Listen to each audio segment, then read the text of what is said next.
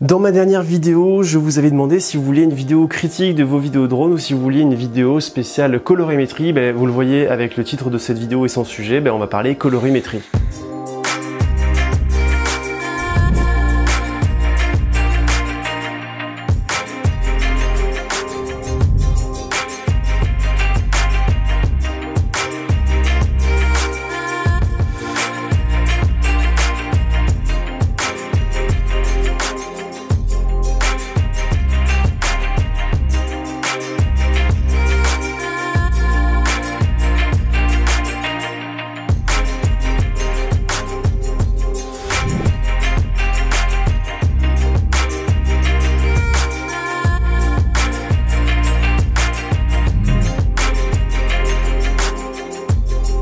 Franchement, c'est cool d'avoir eu autant d'interactions pour savoir ce que vous vouliez. D'ailleurs, si vous voulez de nouvelles vidéos et un style, etc., vous le dites aussi dans les commentaires, c'est fait pour ça. Allez, on parle vite fait de la sortie du DJI Mavic Air 2. Vous en faites pas, je vais vous faire un test, un beau test, j'espère au moins aussi bien que celui du Mavic Mini. On va évidemment attendre que je l'ai pour vous dire ce que je pense. Ça arrivera d'ici fin mai, début juin. Donc à propos de notre sujet, la colorimétrie. Bon, déjà, la colorimétrie, c'est un métier, ça s'apprend pas comme ça et je vais pas vous apprendre à être un pro. Moi, mon niveau, honnêtement, je pense qu'il est vers là et heureusement que vous voyez pas là où je pointe. Mais bon, après, pourquoi vous appréciez ma colorimétrie? On va dire d'ailleurs colo, sinon je vais m'arracher la gorge à chaque fois. Je pense que vous l'appréciez parce que je ne prends pas de risques, je reste dans le naturel. Je vais pas tenter des choses extravagantes. Et je pense que c'est ça que vous recherchez aussi, quelque chose de qualitatif et qui reste naturel. Il y a plusieurs choses à savoir. Bon, déjà, pourquoi c'est important de ne pas négliger tout ça, les paramètres qu'il y a à faire avant de passer sur son ordinateur, puis après évidemment la retouche sur le logiciel. Il y a différents logiciels, il y en a plein. Moi j'utilise Adobe Premiere Pro depuis je pense plus de 10 ans, donc je pense que je ne vais jamais changer, mais vous inquiétez pas, c'est à peu près la même chose.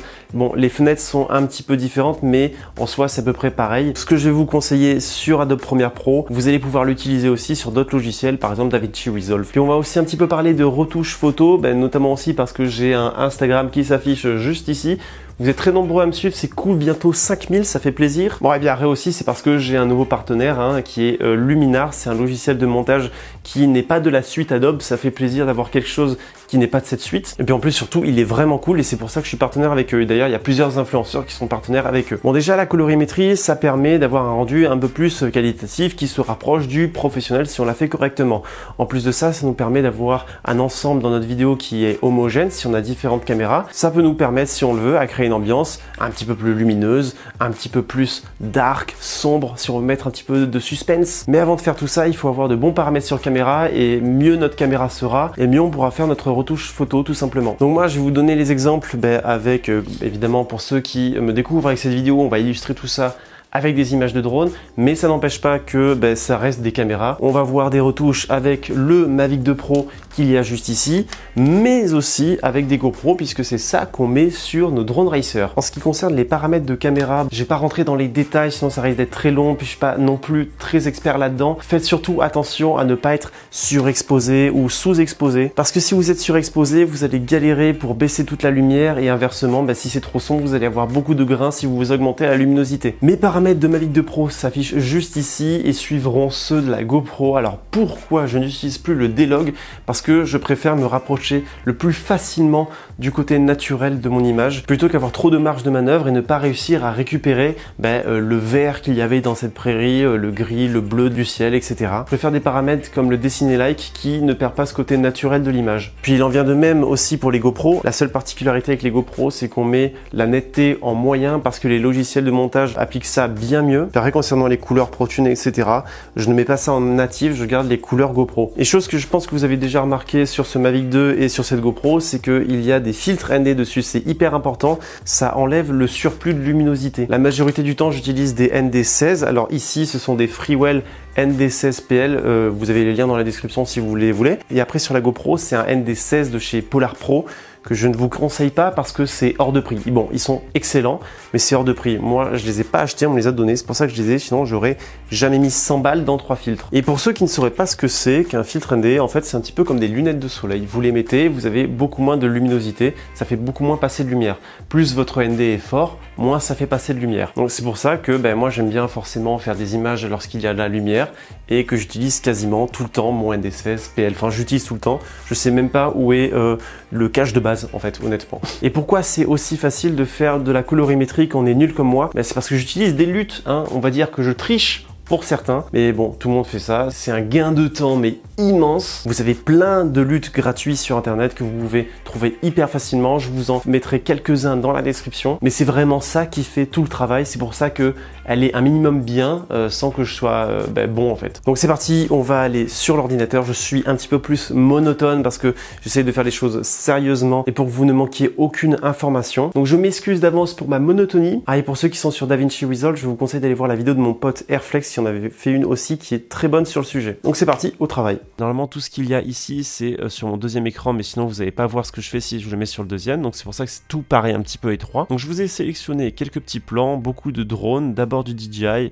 je vous ai mis ensuite un plan qui est filmé avec mon appareil photo au sol, et après des plans faits au Drone Racer, un dans des superbes conditions, un où c'est un peu plus la galère parce qu'il y a beaucoup de surexposition, et un dernier avec un petit peu des mauvais paramètres parce que là je suis en 2K60, vous voyez que c'est pas terrible comparé à cette qualité là qui est filmée en 4K30 avec des bons réglages. Il y a plusieurs particularités à faire sur chacun d'eux, et la technique c'est que on va pas faire un par un par un par un et appliquer à chaque fois en faisant des copier-coller. Ce qu'on va faire c'est qu'on va créer juste ici un nouvel élément, calque d'effet, qu'on crée, qu'on va glisser juste au-dessus de nos séquences qu'on met ici. On va étendre tout ça sur l'ensemble de nos séquences, on clique dessus, on fait couleur, ça nous permet d'appliquer ça à l'ensemble de nos vidéos pour que tout soit homogène et qu'on n'ait pas à se faire un copier-coller tout le long. Donc là on va dans l'onglet créatif ici, look, et c'est là qu'on va choisir un LUT. Pour importer des nouveaux LUT gratuits ou payants que vous avez téléchargés, ce qu'il faut faire c'est aller chercher le dossier dans lequel on intègre tout ça. Il faut aller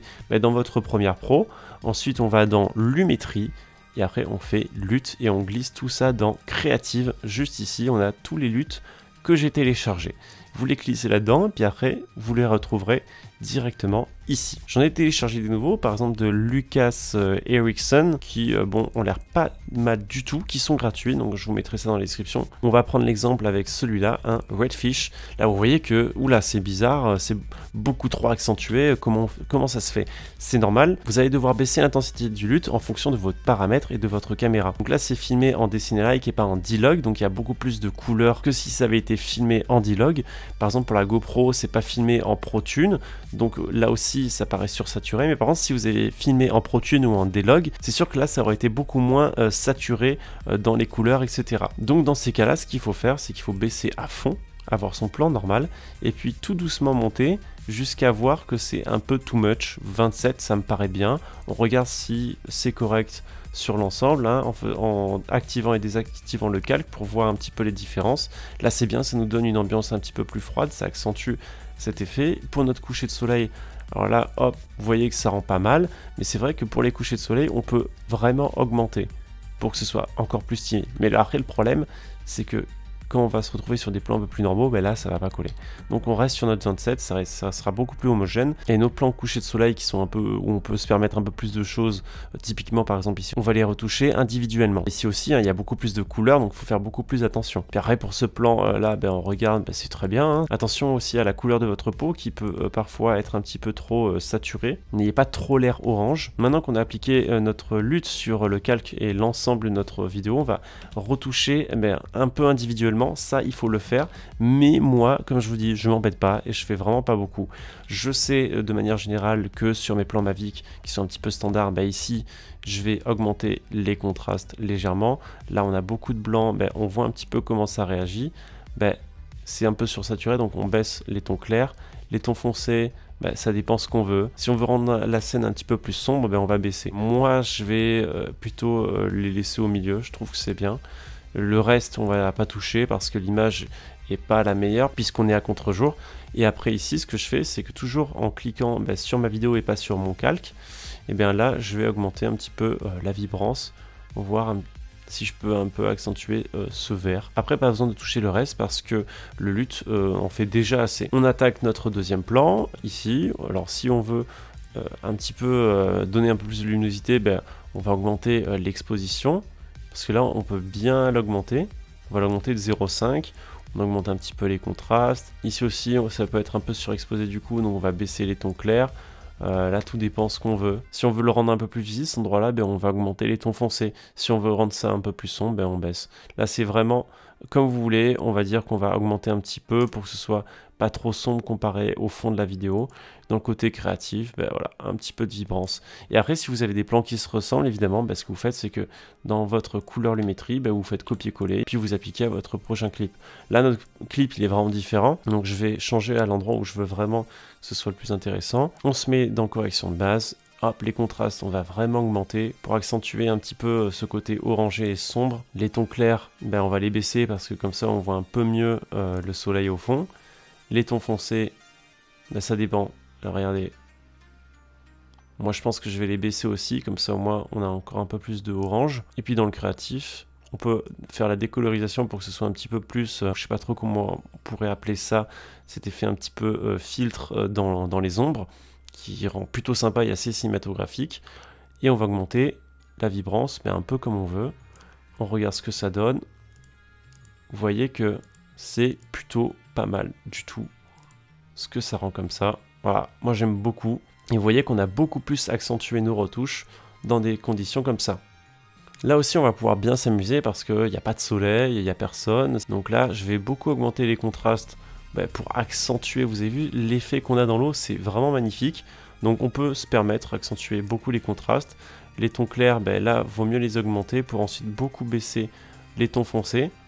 Et vous voyez les effets qu'on peut avoir, on peut vraiment beaucoup plus dessiner ce qu'il y a dans l'eau. Ici aussi pareil, on peut mettre un petit peu de vibrance.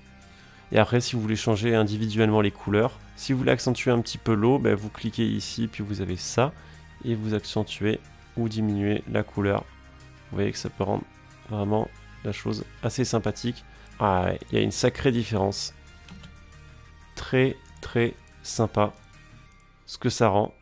Après, attention à pas trop exagérer, hein. Là c'est un poil trop exagéré, mais ça rend bien. Ensuite, voilà, sur un plan qui est déjà très coloré, là à ce niveau-là, honnêtement, il n'y a pas grand-chose à faire, mis à part quelques contrastes et tout. Voilà, je pense que vous avez à peu près compris, hein. Je touche un petit peu, pas trop de vibrance.